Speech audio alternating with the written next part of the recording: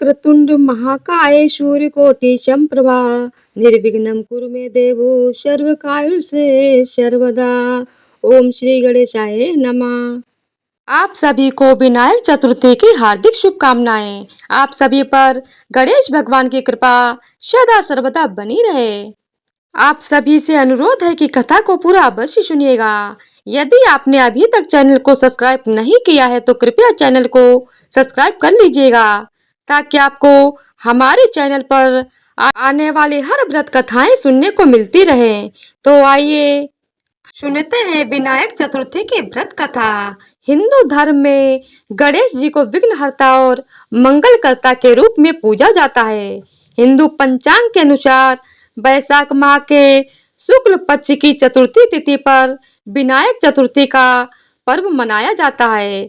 इस विशेष अवसर पर लोग विधि पूर्वक भगवान गणेश की पूजा करते हैं और विभिन्न शुभ वस्तुओं का दान करते हैं। मान्यता है कि इस दिन गणपति बप्पा की उपासना से जीवन की सभी बाधाएं दूर हो जाती हैं और सुख समृद्धि का आगमन होता है। यदि आप भी अपने जीवन में सौभाग्य और सफलता चाहते हैं तो विनायक चतुर्थी के दिन श्रद्धा और भक्ति के साथ गणेश जी की आराधना अवश्य करें। तो आइए जानते हैं वैशाख विनायक चतुर्थी किस दिन मनाई जाएगी, साथ ही जानेंगे पूजा विधि और महत्व। विनायक चतुर्थी की पूजन विधि। व्रत के दिन प्रातः काल ब्रह्म मुहूर्त में उठकर स्नान करें और स्वच्छ वस्त्र धारण करें। इसके बाद व्रत का संकल्प लें। पूजा के लिए घर के मंदिर में या किसी पवित्र स्थान पर लकड़ी की चौकी पर हरे रंग का स्वच्छ कपड़ा बिछाएं। इस चौकी पर भगवान गणेश की प्रतिमा स्थापित करें। इसके बाद दीपक जलाएं और गणपति बप्पा का गंगा जल से अभिषेक करें। पूजा में भगवान को दूर्वा घास, लाल पुष्प, सिंदूर और धूप अर्पित करें। इस दिन व्रत रखते समय मन, वचन और कर्म से पवित्रता बनाए रखें।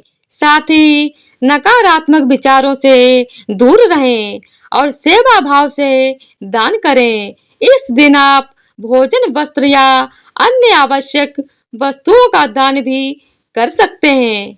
पूजा के दौरान गणेश जी के प्रिय मंत्र ओम गण गणपतये नमः का जाप करें और गणेश संकट नाशन स्तोत्र का पाठ भी करें। पूजा के अंत में गणपति जी की आरती करें और प्रसाद वितरण करें। माना जाता है कि विधि पूर्वक की गई पूजा से भगवान गणेश शीघ्र ही प्रसन्न होते हैं और साधक को सुख, समृद्धि तथा बाधा रहित जीवन का आशीर्वाद प्रदान करते हैं। तो एक बार प्रेम से बोलिए गणपति बप्पा मोरया। तो आइए अब गणेश जी की कथा को श्रवण करते हैं। श्री गणेशाय नमः। श्री गणेश चतुर्थी व्रत की पौराणिक कथा के अनुसार एक बार भगवान शिव तथा माता पार्वती नर्मदा नदी के किनारे बैठे थे। वहां माता पार्वती ने भगवान शिव से समय व्यतीत करने के लिए चौपड़ खेलने को कहा। शिव चौपड़ खेलने के लिए तैयार हो गए, परंतु इस खेल में हार जीत का फैसला कौन करेगा, यह प्रश्न उनके समक्ष उठा। तो भगवान शिव ने कुछ तिनके एकत्रित कर उसका एक पुतला बनाकर उसकी प्राण प्रतिष्ठा कर दी और पुतले से कहा, बेटा हम चौपड़ खेलना चाहते हैं, परंतु हमारी हार जीत का फैसला करने वाला कोई नहीं है, इसीलिए तुम बताना कि हम दोनों में से कौन हारा और कौन जीता है। उसके बाद भगवान शिव और माता पार्वती का चौपड़ खेल शुरू हो गया। यह खेल 3 बार खेला गया और संयोग से तीनों बार माता पार्वती ही जीत गईं। खेल समाप्त होने के बाद बालक ने हार जीत का फैसला करने के लिए कहा गया, तो उस बालक ने महादेव को विजयी बताया। यह सुनकर माता पार्वती क्रोधित हो गईं और क्रोध में उन्होंने बालक को लंगड़ा होने कीचड़ में पड़े रहने का श्राप दे दिया। बालक ने माता पार्वती से माफी मांगी और कहा कि यह मुझसे अज्ञानतावश ऐसा हुआ है, मैंने किसी द्वेष भाव में ऐसा नहीं किया है। बालक द्वारा क्षमा मांगने पर माता पार्वती ने कहा, यहाँ गणेश पूजन के लिए नाग कन्याएं आएंगी, उनके कहे अनुसार तुम गणेश व्रत करो, ऐसा करने से तुम मुझे प्राप्त करोगे। यह कहकर माता पार्वती शिव के साथ कैलाश पर्वत पर चली गईं। 1 वर्ष के बाद उस स्थान पर नाग कन्याएं आईं। तब नाग कन्याओं से श्री गणेश के व्रत की विधि मालूम करने पर उस बालक ने 21 दिन लगातार गणेश जी का व्रत किया।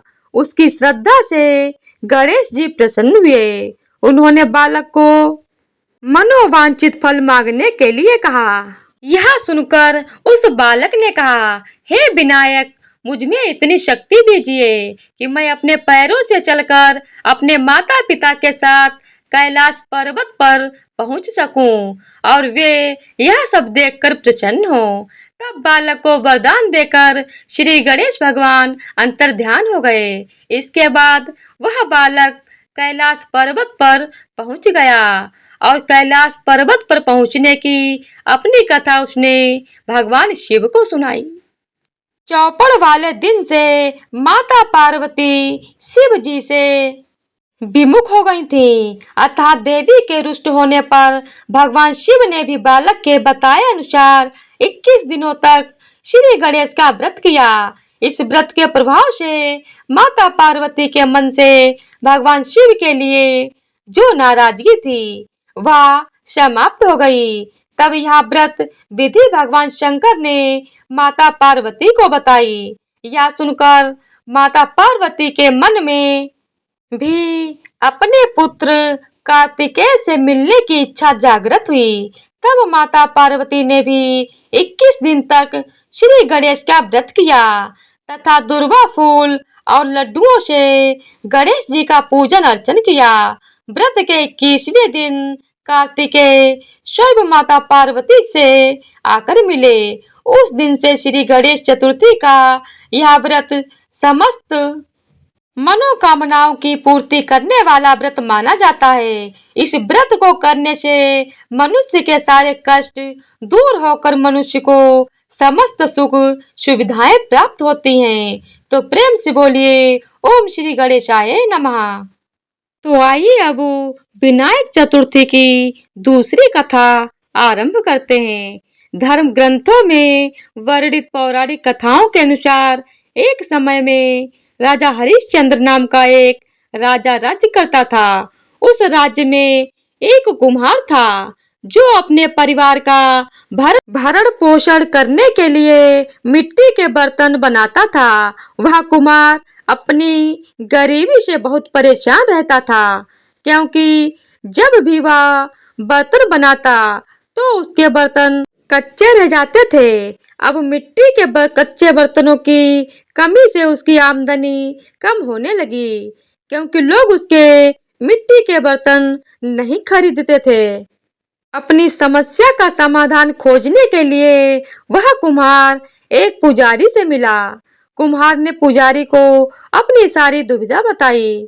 उसकी बात सुनकर पुजारी ने कुम्हार को एक उपाय बताते हुए कहा कि जब भी तुम मिट्टी के बर्तन पकाओ तो उनके साथ आवा में एक छोटे बालक को डाल देना।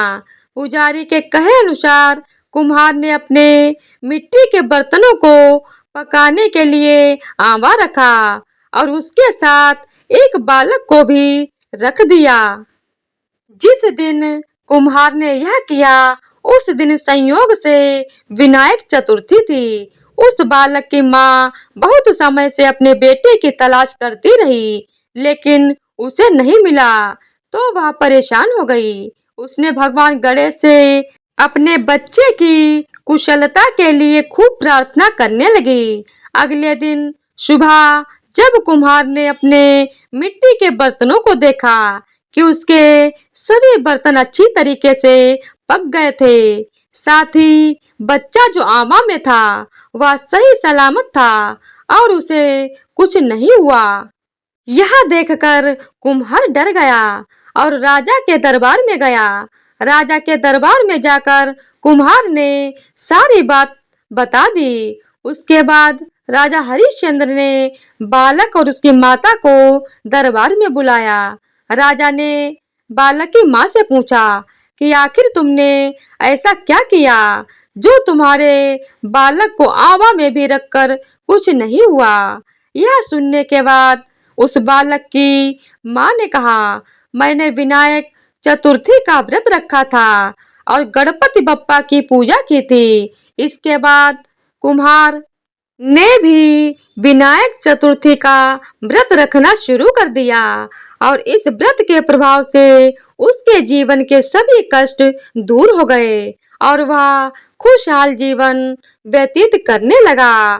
तो प्रेम से बोलिए गणपति बप्पा मोरया।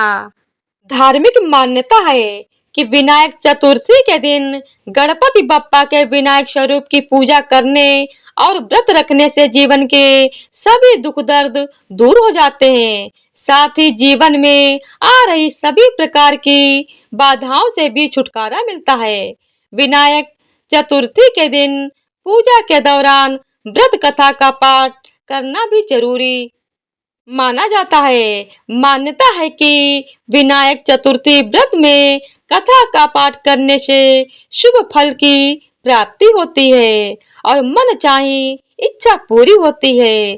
तो एक बार प्रेम से बोलिए। तो इसी तरह से विनायक चतुर्थी की व्रत कथा पूर्ण होती है। तो आइए अब गणेश जी की आरती करते हैं।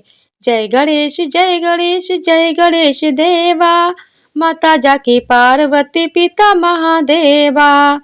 हार चढ़े फूल चढ़े और चढ़े मेवा, लड्डून का भोग लगे संत करे सेवा। जय गणेश जय गणेश जय गणेश देवा, माता जाकी पार्वती पिता महादेवा।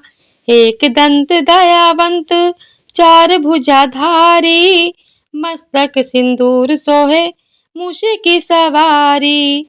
अंधन को आंख देत कोढ़िन को काया, बांझिन को पुत्र देत निर्धन को माया। जय गणेश जय गणेश जय गणेश देवा, माता जाकी पार्वती पिता महादेवा। पान चढ़े फूल चढ़े और चढ़े मेवा, सूर्य श्याम शरण आई सुफल की जो सेवा। दीनन की लाज रखो शंभु सुतेवारी, कामना को पूर्ण करो जग बलिहारी। गौरी गणेश काटो कलेश, माताएं पार्वती पिता महेश। जय गणेश जय गणेश जय गणेश देवा, माता जाकी पार्वती पिता महादेवा। तो प्रेम से बोलिए गणपति बप्पा मोरया। जय जय श्री गणेशाय नमः। ओम श्री गणेशाय नमः। गणपति बप्पा मोरया। तो आज की वीडियो अगर आप लोगों को पसंद आई हो तो वीडियो को लाइक शेयर और चैनल को सब्सक्राइब कर दीजिएगा। धन्यवाद।